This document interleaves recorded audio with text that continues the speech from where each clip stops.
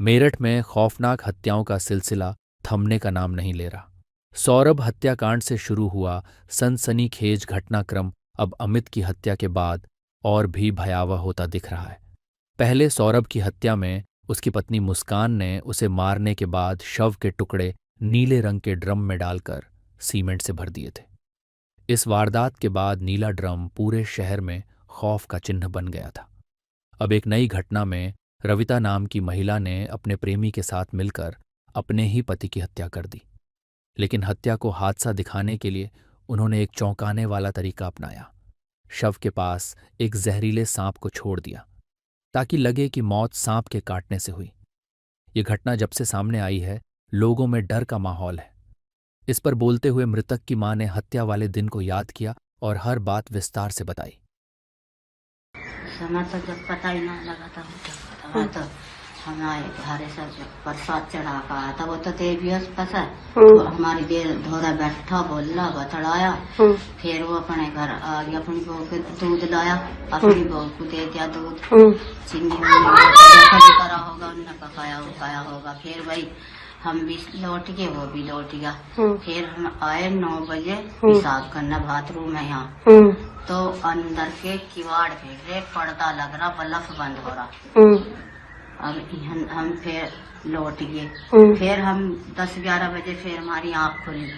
जब आँख खुली तो उसकी चरपाई यहाँ बिछली और यहाँ बिछा कर रिजाई उड़ा रखी, गद्दा बिछ रहा और बिल्कुल खाट बेकायदे रिजाई से सारी ढकी हुई है।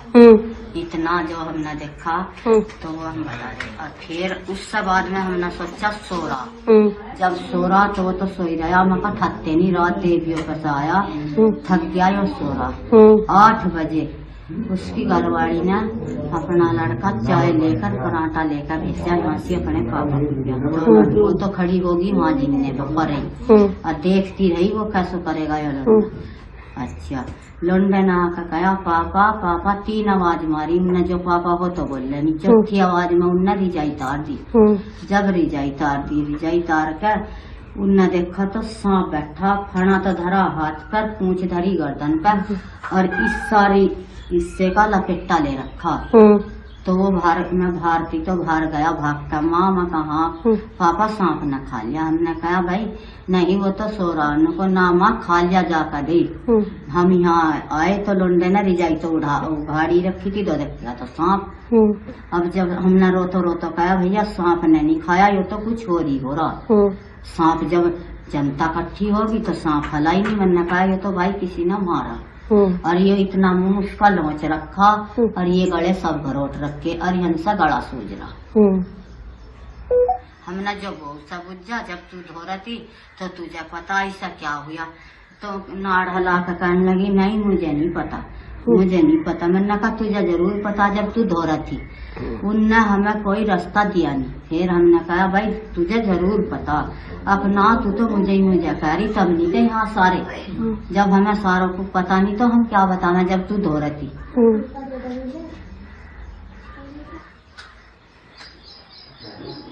तो फिर आपने किसी को बुलाया मतलब सांप पकड़ने? और अब तो हम तो यही जाना, हमारा इंसाफ तो नहीं करोगे भाई।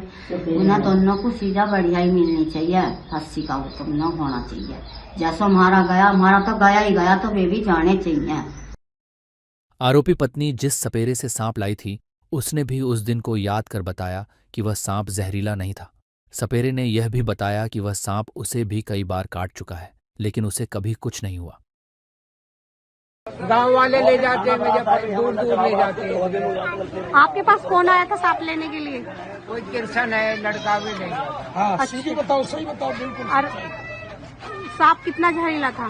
बहन जी उसमें जहर नहीं था। अच्छा, तो उसे काटने से कोई परेशानी नहीं? हाँ जी, ना कोई परेशानी नहीं, हम हाथ में काट लेते हमारे।